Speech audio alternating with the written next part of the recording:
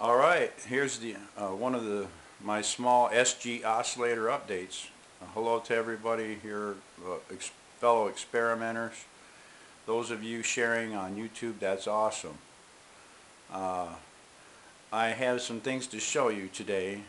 One of them is this flashing light you see with the battery on the left, and if you let me move this real gently. You see those red batteries down there?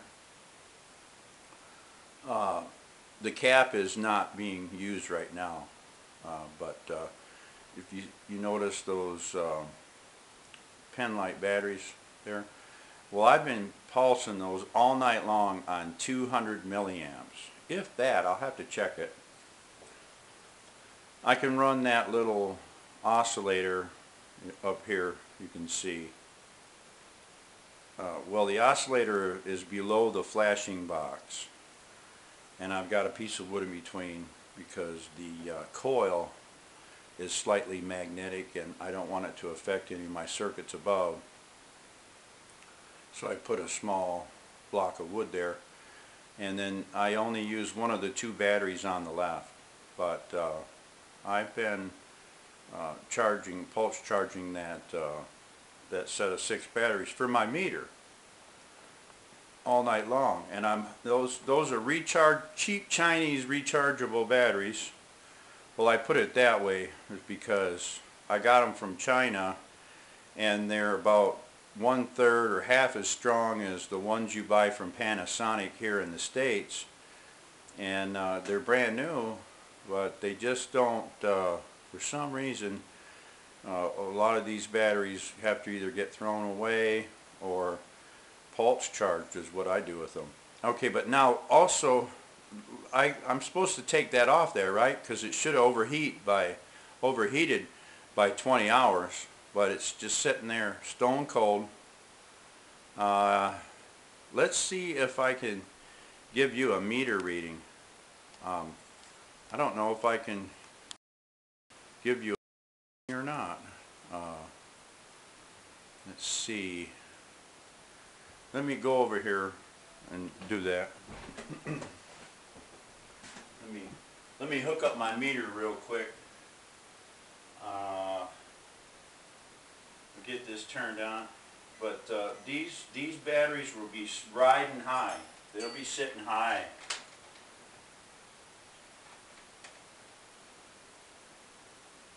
And they're not hot. I'm feeling them right now. I don't have one of those infrared things, but and I've really been gentle. I haven't put excess amounts of current in there. I don't know if you can see that or not. Let me get it to where you can get it up close to the excuse me, up to the camera. But I believe it's over 3 volts for a pen light battery, which is really unheard of. If you're running 3.2, can you see that? Let's see if I can get around there and show that to you. 3.12 it's pulsing up to. And those are stone cold batteries. I could let that run all day. And people say, well, that's hooked to a cap dump. That cap dumps have heat in them. Okay, well, let's go. That's not true. That's not always true. Just because you have a cap dump doesn't mean it's got heat. You're overheating the battery. Depends on how you do that. But really, more than anything, I want to show you this.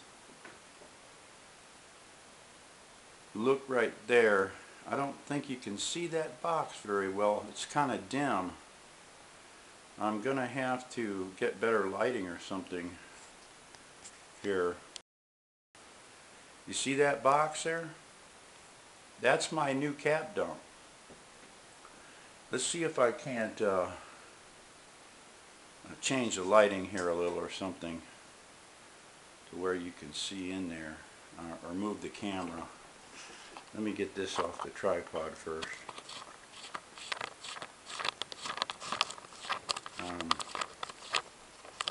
The light does play a big role in all this stuff. Okay, let's get over here and see if we can't get a better shot of it. Now what's been happening is I've been working myself silly trying to get this stuff where it's, you know, not a little tiny needle and thread bobbin type piece of junk, if you ask me. You can't pulse nothing very big if you don't have some meat on it. That's the way I think about it. I know you got to start somewhere. Here we go. And I started with a some small devices, but why not make something bigger? That's what I thought. Now you can't even see that very well. I'm going to have to get some more light here. Let me let you look over here for a second too, while I get some more light on. That's the little one. Now I got my swing arm light on here. There. Now if you look down below, you'll see I sort of ran out of caps, and so I had a big one.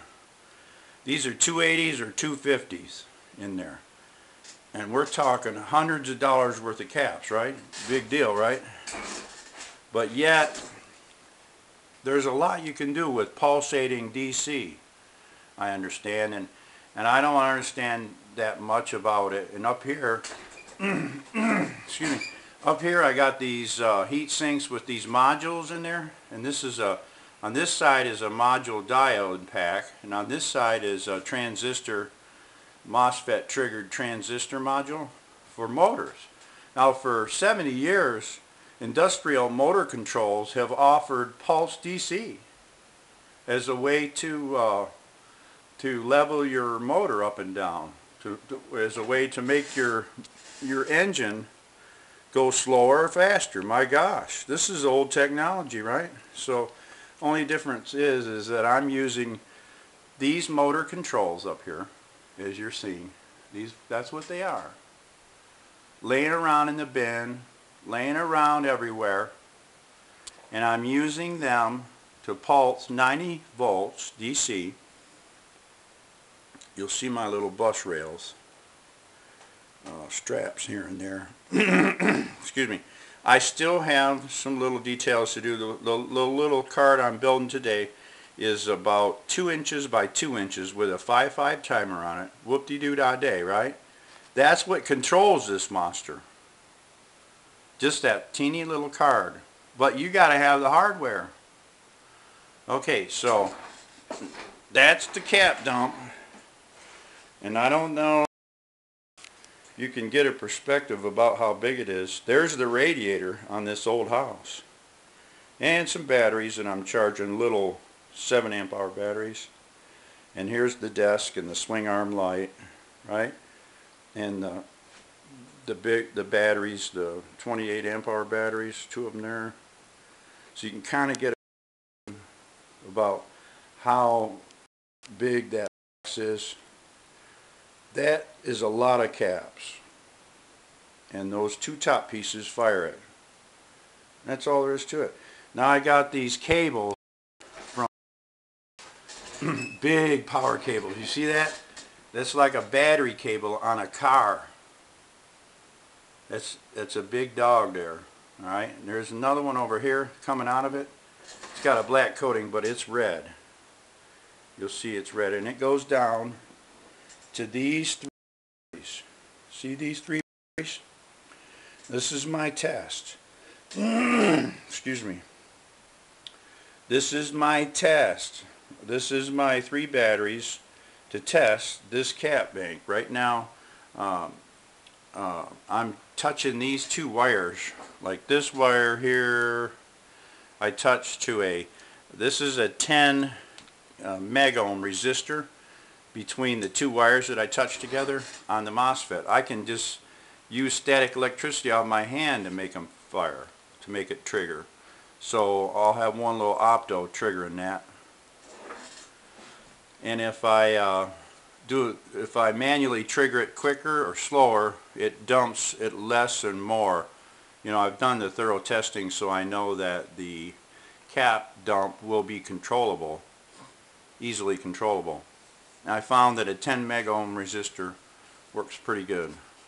So I'm showing you these batteries, right? It's about 100 amp hours, a little less than 100 amp hours. I can charge that so fast it'll make your head swim. Alright? So, but the goal is not just charge them puny little set of batteries, but over here, I don't know if you can see all that, but my gosh, I'm collecting batteries, ladies and gentlemen. Look at that. Let me see if there's one. I showed you these before. I have batteries coming in so much. Let's see if I don't get these things on a charge and still get to work on time, my gosh, I gotta have some tools around here to charge all this mess. Look at them all. Okay, let me get over here, move this tripod. I don't know if you can see that clear. There's batteries there. Batteries there. Batteries there. All these batteries. 600 amp hours worth of batteries at least. Just right here alone.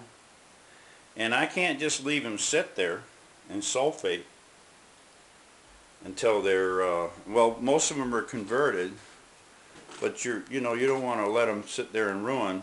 So now I've got something that I can pulse those batteries up with. And I just want to share that with you. And I'll be back.